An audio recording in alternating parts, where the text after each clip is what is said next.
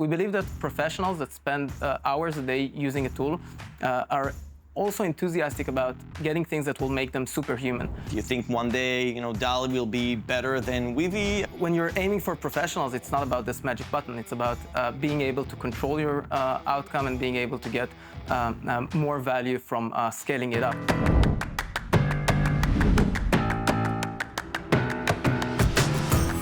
Hi, and welcome to a new episode of Spotlight, where we highlight the stories of the portfolio companies at Entrée Capital and discuss key trends and founder milestones with our founders and tech experts. My name is Nir Sabato, and I have the pleasure to host today Lior Albeck. Lior is the co-founder and CEO of Weavy, and we're going to discuss what it takes to build a winning AI company and how Weavy is changing the future of design. Lior, thank you for joining us, man. Nir, it's great to be here. It's great to be here. So tell us a little bit about yourself and what Weavy is. I'm Lior. I spent the last 15 years in tech building businesses and products, and the last 10 years building products for professional creatives. And with Weavy, we're building the next chapter of image and video editing. All right, so there's a lot of AI tools out there for design and for visual. Starting from DALL-E, that was one of the first products that I played with in AI. Well, how is Weavy different from all the rest? So a couple of main differences. One, I think that everybody's trying to build a new, better, faster Photoshop. And we're not in this game. We're building something that has a completely different paradigm. Instead of editing pixels and frames instead of in front of a 2D design canvas, you're actually building a process while you're designing. And this process is reusable. You can iterate on it. You can share it with your team members so they have new tools they can use. And you can you get massive scale from putting in the constraints into the process and then being able to generate endless number of on-brand assets for whatever you need. The other difference is that we're actually not shying away from steep learning curves. We believe that professionals that spend hours a day using a tool are also enthusiastic about getting things that will make them superhuman. And we're building for that type of people, for people who are not looking for easy-to-use applications, but are willing to put the effort. I think it's interesting. I think one of the amazing effects of AI is that in most products, there's not a lot of learning curve, right? You just enter a prompt and you see something beautiful and it's amazing. And I think that, the way you think of learning curve, like more of a feature and less of a bug in the product, is really fascinating. But curious to know how your customers and clients experience that. Are they're leaning in? They want to learn a new platform? So I think that's a real challenge to show the value and that it's worth the effort, especially in a space that's so noisy and crowded. I think that our advantage is that the people who value that are the top at their game. They're the top creators and artists, and they really value tools that give them more than what they could do with the easier, no learning curve tools. And these people are actually the most influential people in their fields. So once you're able to capture them, you're able to establish yourself as something that everybody else wants to use as well. And so I think it is a huge challenge, but it's a challenge that we decided to take on, and I think it puts us apart from whatever else you can find out there. So let's speak a little bit about your position in the AI stack. You're basically using a lot of the different models out there and decided to focus on the application layer. Can you walk us through the thoughts around this? Are you intimidated by the major platforms? Do you think one day DALL-E will be better than Weavy? How do you position yourself in that space? I think that it was really clear to us from day one that this field is going to keep on evolving. You have more than 10 different companies spending hundreds of millions of dollars a year building new AI models. And we didn't want to be in that race. It was clear to us that we want to enjoy every new innovation that comes out. So our product is actually getting better from each new model that comes out. And that puts us in a position of putting the application that really makes sense for professionals to access all of this new technology. I know you're still quite early in the journey. Haven't officially launched the product yet, but I know you're already working with paying enterprise clients with multiple seats, and it's growing really, really nicely. I'm curious to know, how was it like for an early stage startup to land, a long list of for enterprise clients, US-based clients, that, I mean, what did they see in you, and what was the process like? Was it hard, easy? What was the experience? So most of it was surprisingly easy. And the thing is, I was pretty skeptical about the whole notion of product-led sales. I thought that when I was working in an enterprise, things were coming top-down. And then I realized, now I can say that once you build something for people who are passionate about what they're doing, and that includes designers, I guess that also includes developers, people that are working with their tools day in, day out.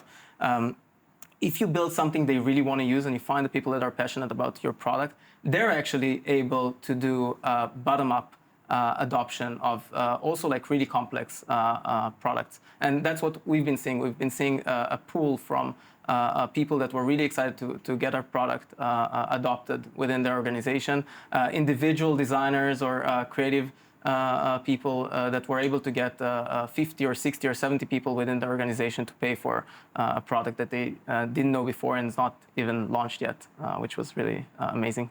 Yeah, I think that's really interesting. I think most AI tools out there, they like optimize for, one shot and just give me a prompt and it'll make something beautiful. And you kind of take a somewhat different approach. We're saying like the learning curve for you is not a bug, it's a feature where it's part of what makes this product really sophisticated and great. Yes, when you're aiming for professionals, it's not about this magic button. It's about being able to control your outcome and being able to get more value from scaling it up. And I think that it's a mistake to try and build for everyone something that's really simple and you can gain value after 10 seconds of using that. So, you're still, I think, in the first year of the company. While we're recording this, the product it's not officially launched, but I know that you already have paying clients and also like enterprise US-based clients that pay for multiple seats and use the product daily. I'm curious to know, how did you, look in retrospect on the very first contracts that you landed, how was the experience like for an early stage startup from Israel to bring, massive US-based clients? So it was a huge surprise for us as well because it was mostly word of mouth and then bottom-up adoption. And I was pretty skeptical about this whole product-led sales notion. I didn't think that it actually works. I felt like when working in enterprise, you're dictated which products you should be using. And what we've seen is that in spaces like ours, where people are passionate about what they're using, that's true for designers. I guess it's also true for developers. When you're able to build something that's really get people enthusiastic about it, you can have a single designer getting 60 people to use your product and pay for it and change how they work. And so I think that when you're building in that type of space, you should be building something that the individual, the IC is excited about.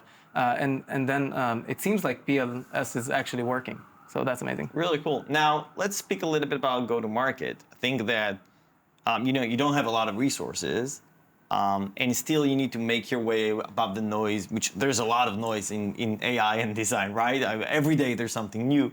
How do you create, this mechanism of always being like the leading player, the winning player, the most sophisticated, advanced? How do you think about it? So first of all, I think that our marketing has to be very authentic. You're not able to capture people with making more noise. You need to get authentic out there and get people to authentically talk about the value that you generate for them. I think that we're also pretty lucky or pretty well positioned because we decided to go for the top-notch professional creatives, the people who are at the cutting edge of using AI into their work. And we're building something that these people are most excited about. And when they're excited about it, it's either they're talking about it in social media and people are listening to them, or they're the people who people are listening for them within the organizations. They're the most influential within the organization. So capturing that type of audience is guaranteed to bring a much larger audience with them. So not sure it's true for any startup out there, but for us, it's been really powerful. You're saying like if you need to, like for you, I think it works well that the people that are in the cutting edge of design, they have the most, influential power, but you're also building a product that really suit, their needs and give them a lot of freedom to create high-end, sophisticated design products, I think, which is really, really cool. Let's ask a more general question about, maybe that founders that listen to this will kind of think how this relates to their own world. In the whole AI stack, right? You can build infrastructure, you can build tools, and you can focus on the application layer. And you very distinctively chosen to focus on application. How do you think about like playing in this game? Aren't you afraid that the big platforms will come and eat your lunch and will evolve to to where you play? So kind of like, what is the long-term thinking around?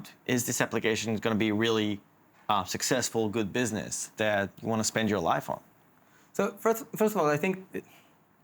First of all, it was really clear to us that within our space, we don't want to be one of these players chasing the latest model. We want to be able to avoid this race and to be able to use the most relevant technology that's available out there for our customers. And that means that each new model that comes out makes Weavy better for its customers. And I'm happy waking up in the morning with a new Google image and video model out there.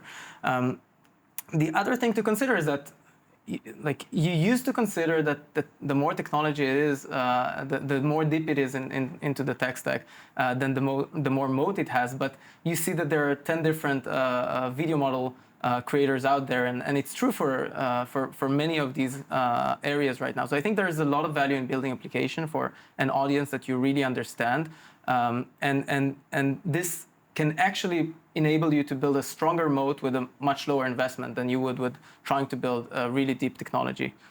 Also, we discussed this earlier. When you're aiming for the very high end, I think it's very different. I mean, like the mindset of the big platforms is not necessarily like, let's build for the top 1 or 2% and then go down. It's more like the other way around. Let's build to the mass, and then whatever will stick will stick. So I think that's if you're building an application for the mass market, there's a good likelihood that the next version of OpenAI or Google is going to eat your lunch. But when you're building for some more niche, professional type of audience with more nuances on how they do their work, then I think it's much less likely that one of the big ones is actually going to have this very narrow focus and try to get there. I agree. I completely agree. Now, one of the key interesting elements about one of the interesting things about Weavy is that you're relatively a big team of founders. You're 4 founders, and you have a position which is the Chief Creative Officer.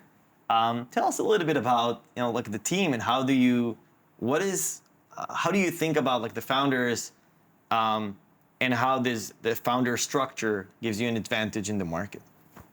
So two of my co-founders are people that spent the last 20 years in the creative industry. And they have the deepest knowledge and understanding of the industry and our customer and which use cases they have and how they work. I think that what it enabled us is to move really fast, to rely on their intuition when we're building our product, and to nail it in the first time. Almost everything we do, we feel like it resonates really well with our customers.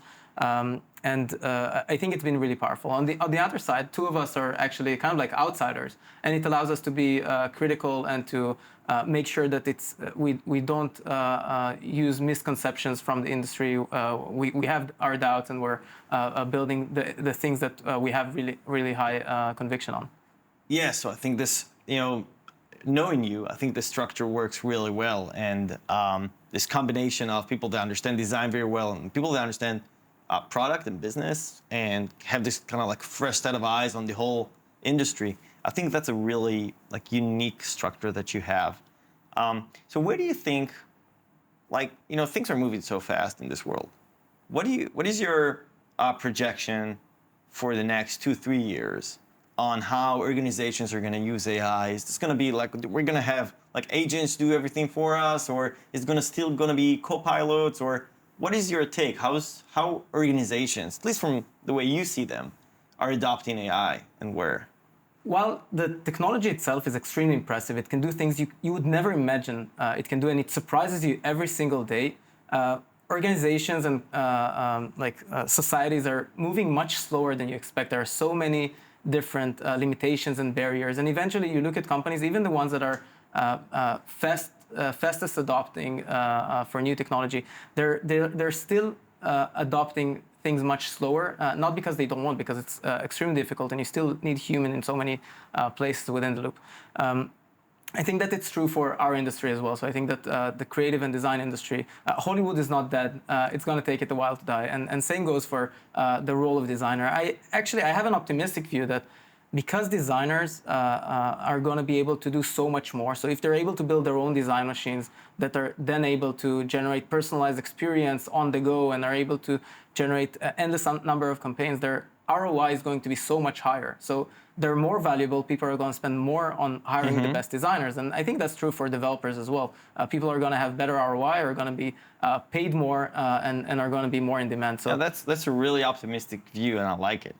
So Lior, I have a general question about building, in the application layer. Are you even looking at other AI companies and try to, get inspiration from their products, go to market, and just general thoughts, or is it like everyone is completely different and you're doing your own thing and most of the things are irrelevant for you? So first of all, everything is different, and most of the advice you're going to get are bad advice because they're not relevant for your specific business, and each business is really specific. But at the same time, I'll say that every time listening to founders talk about how they do go-to-market or how they build value into the product, there's always some things that you can do and implement into what you do. This can be big things into how you do pricing in an application that has like a lot of costs behind it, and how SaaS is changing. But it can also be about how you build value through community, or how you build go-to-market through community. And so always things to learn, and most of the things you need to avoid and not assume they're applicable for everything. Got it. All right. So, you and I spoke earlier about how easy it is to build software today, and how like the ROI of individual contributors, especially developers, is going extremely high. Now it makes everybody think like building software is not an obstacle anymore. So question is, how do you, and what is your advice to founders on how to build a moat around their business and how to make them unique and win the competition?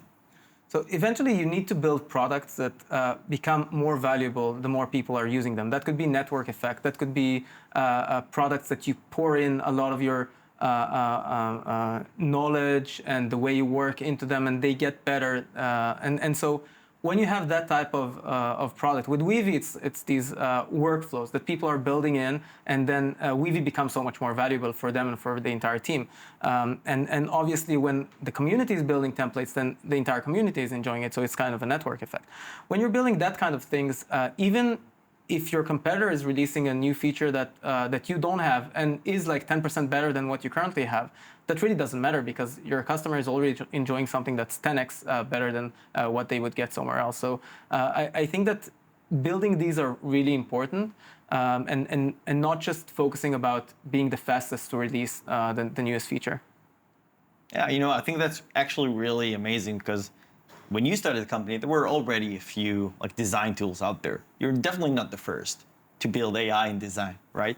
But I think you're getting such an impressive traction because first, you're not doing like what all the rest are doing. You have a specific agenda on how to build, how to do the AI in design.